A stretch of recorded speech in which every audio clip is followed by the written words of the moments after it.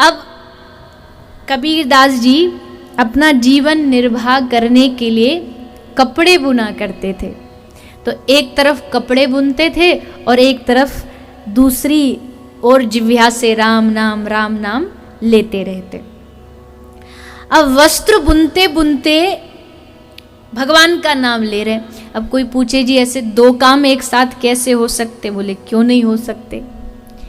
जब नाम जपने का अभ्यास हो जाता है ना, और जब प्रेम हो जाता है, तो भक्त राम नाम नहीं जपता, राम नाम भक्त को जपता है।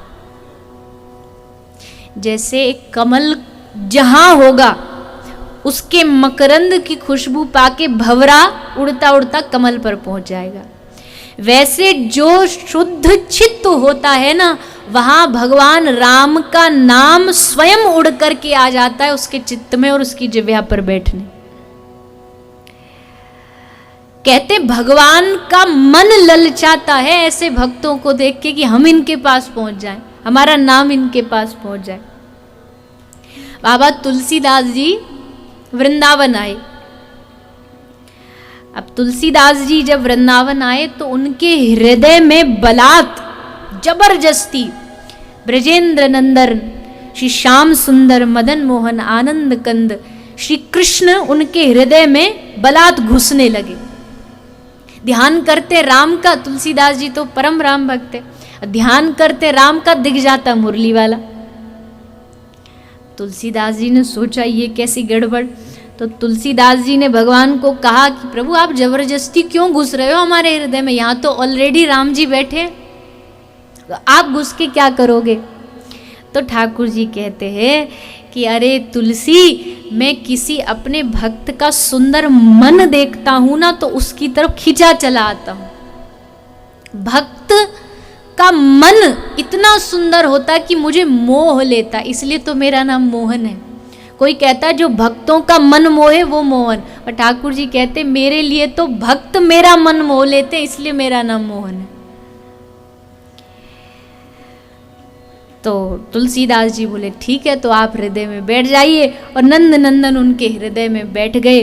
और उसी के परिताप से गोस्वामी जी ने संसार को चुनौती दी। गोस्वामी जी ने लिखा है, मैं तो ही अब जान्यो संसार, बांधी न सकी मोही हरि के बल, प्रगट कपट आगार, सुनी छल बल कोटि किए बस होई न भगत उदार, सहित सहाय तहां बसी अब जेही हृदय नंद कुमार।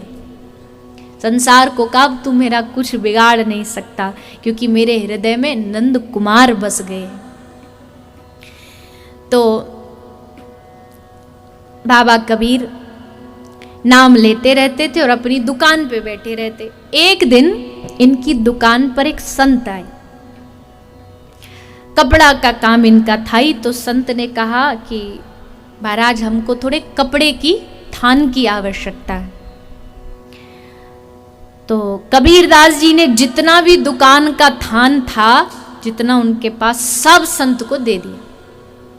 और सब संत को दे करके सोचा कि अगर इस कपड़े की बिक्री होती तो पूरे दिन यहाँ बैठना पड़ता, पर अच्छा हुआ ये संत आ गए, इनको भेंट में पूरा दे दिया। अब दुकान पे बैठना नहीं पड़ेगा, दुकान बंद करके कहीं जंगल में जा करके भजन करने लगे। अब भजन में इतने तल्लीन हो गए कि इनको याद ही नहीं घर में एक परिवार है। कबीरदास जी की पत्नी थी जिनका नाम लोई था, पुत्र का नाम कमाल था और बेटी का नाम कमाली था। एक माती पिताजी का देहांत हो चुका था। अब घर में भोजन की व्यवस्था नहीं, क्या खाएं, पूरा परिवार भूखा है। एक कमाने वाला सो गायब, पता नहीं कुछ उसका आता पता ही नहीं। अब जब करुणा निधान भगवान ने देखा कि कबीर का पूरा परिवार भूखा है, किसी के पास भोजन की व्यवस्था नहीं है, तो ठाकुर स्वयं आज कबीर का रूप बना करके कबीरदास जी के घर पहुंच गए। कबीर के घर ठाकुर जी पहुंचे और ऐसे ही नहीं, खूब सारा माल लेकर के आज कबीर के घर प्रभु आए हैं। 100 बैलों पर बहुत सारा धन धान्य राशन सामग्री लेकर के आए। और जब पहुंचे तो कबीर की मैया ने पूछा, रे ये सब सामान ये सब कहाँ से आया? तो बोले, आज दुकान में खूब सारा सामान बिका है, उसके बदले मैं ये धन धान्य लाया हूं। अब मैया ने वो सामान तो रख लिया। 1 दिन बीता, 2 दिन बीता, 3 दिन के बाद कबीरदास जी घर लौट करके आए। और जैसे कबीरदास जी घर आए, देखा पूरे घर में चारों तरफ वस्तु सामग्री भरी हुई है। अब कबीरदास जी को बड़ा आश्चर्य हुआ, पूरी घटनाक्रम पूछा तो पता चला कि ये सब तो मेरे ठाकुर का दिया हुआ है, उनका दिया है, तो उनके जनों में सेवा में ही लगाना चाहिए। ये सोच के कबीरदास जी ने सारा जो संपत्ति सामान है सब साधुओं में लुटा दिया, सब संतों में लुटा दिया, जो धन था सब बाबा जियों को दे दिया। संत आनंदित हो गए। और इस घटना के बाद अब तक तो कबीरदास जी थोड़ा बहुत दुकान पे बैठ जाते थे, पर अब तो मन राम नाम में ऐसा लग गया कि तनना बुनना त्यजा कबीर, तनना बुनना त्यजा कबीर, राम नाम लिख लिया शरीर। जब लग भरो नली का बेह, तब लग टूटे राम स्नेह। ठाड़ी रोवे कबीर की माई, ए लरिका क्यों जीवे खुदाई। कहे कबीर सुनौरी माई, पूरन हारा त्रिभुवन राई। माँ समझाती है, पत्नी समझाती है, पर कबीर तो अब ठान चुके थे कि अब एकमात्र हम भगवान का भजन करेंगे। सब छोड़ छाड़ दिया। अब इधर क्या हुआ, बोले जब कबीर दास जी ने पूरा सामान साधुओं में लुटा दिया तो ब्राह्मण इनसे रूठ गए। अब ब्राह्मणों को तो थोड़ा होता ना कि हम ब्राह्मण श्रेष्ठ जाति हैं तो धन धान्य का अधिकार भी हमें ही है। कबीर को कहा कि तुमने सारा सामान बाबाजियों में लुटा दिया, अरे कुछ ब्राह्मणों को देते, ब्राह्मणों की कुछ पुष्टि करते। तुमने अपमान किया है हमारा, ये जगह छोड़ करके चले जाओ। कबीरदास जी ने कहा कि प्रभु हमने तो कोई गलत काम किया नहीं, तो हम स्थान छोड़ करके क्यों जाए? हमने किसी की चोरी नहीं की, कोई लूट नहीं की, हम क्यों जाएंगे?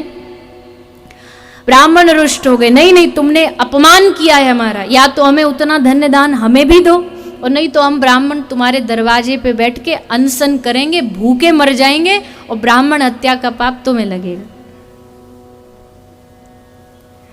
कबीरदास जी बोले ये बढ़िया भला है, एक बार दान दिया तो अब दोबारा, अब हम कहाँ से ला? पहला वाला भी हमारा थोड़ी था, वो भी ठाकुर जी दे के गए थे। अब जैसे तैसे वहाँ से अपनी जान बचाए कबीरदास जी भागे और एक मंडी में जाके छुप गए।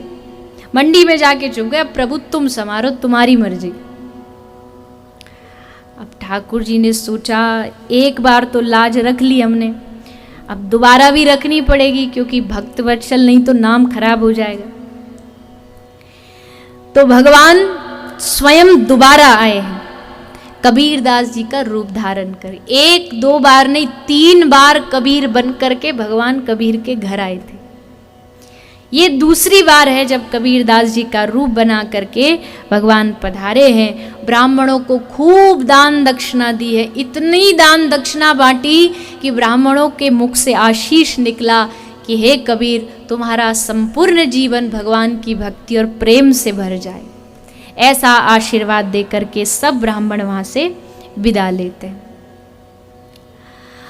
अब ब्राह्मण तो विदा हो गए। अब ठाकुर जी ने सोचा कि जो जिसको यहाँ होना चाहिए था वो कहाँ गायब है, जरा उसका भी पता लगाएं। देखा कि मंडी में छुपा बैठा है। ठाकुर जी कबीर से मिलने आए। मंडी में कबीरदास जी छुपे थे, सामने कबीर ने देखा एक कोई व्यक्ति आ रहा है तो समझ गए कोई ब्राह्मण आया है, जिनको हम घर छोड़ के आए, कोई सा दक्षिणा मांगने आया। अब कबीरदास जी सोच रहे ये ब्राह्मण भी भैया बड़े, जैसे मीठा सूंघ करके चींटी पहुंच जाती है ना, तो ब्राह्मणों को यजमान की सुगंध आ जाती है कि ये यजमान है, ये बढ़िया माल पानी देंगे। तो कबीरदास जी सोच रहे कि ये सूंघते सूंघते यहां आ गए। अब जैसे थोड़ा झुक के देखा तो एक ब्राह्मण खड़ा है। भगवान ब्राह्मण का रूप बना के आए। कबीर ने पूछा, ब्राह्मण देवता हमें क्षमा कर दो। ब्राह्मण बोले, काहे की क्षमा, अरे तुम्हारे यहाँ से तो देखो कितना माल पानी, ये सोने की मोहरें, इतनी दक्षिणा हम सबको प्राप्त हुई है। अब कबीरदास जी समझ गए कि एक बार पुनः मेरे ठाकुर ने, मेरे प्रभु ने मेरी लाज बचा ली, मेरी रक्षा कर ली, एक बार पुनः साबित कर दिया कि ये भक्त वत्सल है। कितनी नाम में निष्ठा है कबीरदास जी की, ये अनेक उदाहरण शास्त्रों ने बताए। कबीरदास जी के समय में वर्णन आया बादशाह सिकंदर का। सिकंदर राजा, सिकंदर लोधी। तो एक बार इसने बड़ा कबीरदास जी का वैभव सुना था, तो सिकंदर लोधी ने कबीरदास जी को एक पत्र भेजा और उसमें प्रार्थना की कि महाराज, आप एक महान ज्ञानी पुरुष हैं, साक्षात साहब के स्वरूप हैं, आपको एक ऐसा ग्रंथ लिखिए जिसमें सब धर्म, संप्रदाय, मजहब, सबके सिद्धांतों को एक ही ग्रंथ में प्राप्त कर लिया जाए। ऐसा कोई ग्रंथ लिखिए। तो पत्र भेज दिया कबीरदास जी के पास। अब कबीरदास जी ने एक वापस पत्र भेजा कि हे बादशाह, अगर आपको ऐसा कोई ग्रंथ लिखवाना है तो मेरे पास 1000 गाड़ी कागज भेज दो, खाली कागज, कोरे 1000 गाड़ी। अब राजा को बड़ा आश्चर्य हुआ, पर जानते हैं सिद्ध महापुरुष है, 1000 कागज गाड़ी में भर के भेज दिए। अब उसमें लिखा क्या कबीरदास जी ने, ये कबीरदास जी की नाम निष्ठा देखिए। जब 1000 गाड़ी में कागज भर के आए तो इन्होंने बस एक कागज उठाया और उस पर राम नाम लिख करके गाड़ी में रख दिया। और गाड़ी जब बादशाह के पास पहुंची तो वर्णन आता है कि उस एक राम नाम के प्रभाव से उस 1000 गाड़ी के सारे पन्नों पर सब संप्रदायों के सिद्धांत लिखे हुए थे, एक राम नाम के प्रभाव से। इतना प्रभाव, इतनी विशेषता राम नाम की कबीरदास जी जानते थे, अन्यथा राम नाम क्यों लिखते। और राम नाम का उनका प्रभाव भी देखो कि सारे पन्ने भर गए सिद्धांतों से। ये राम नाम का प्रभाव है, ये प्रभु के नाम का प्रभाव है। फिर एक और दृष्टांत आया।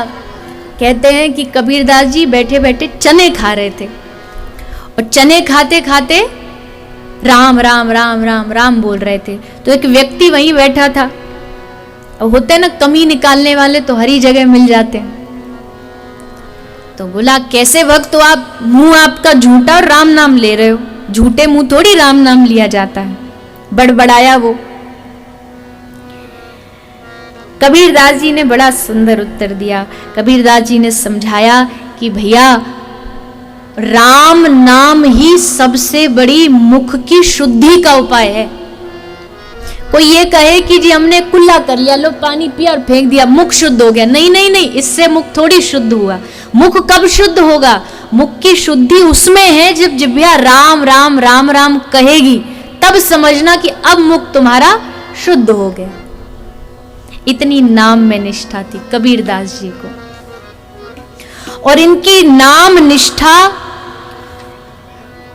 का परिणाम क्या हुआ?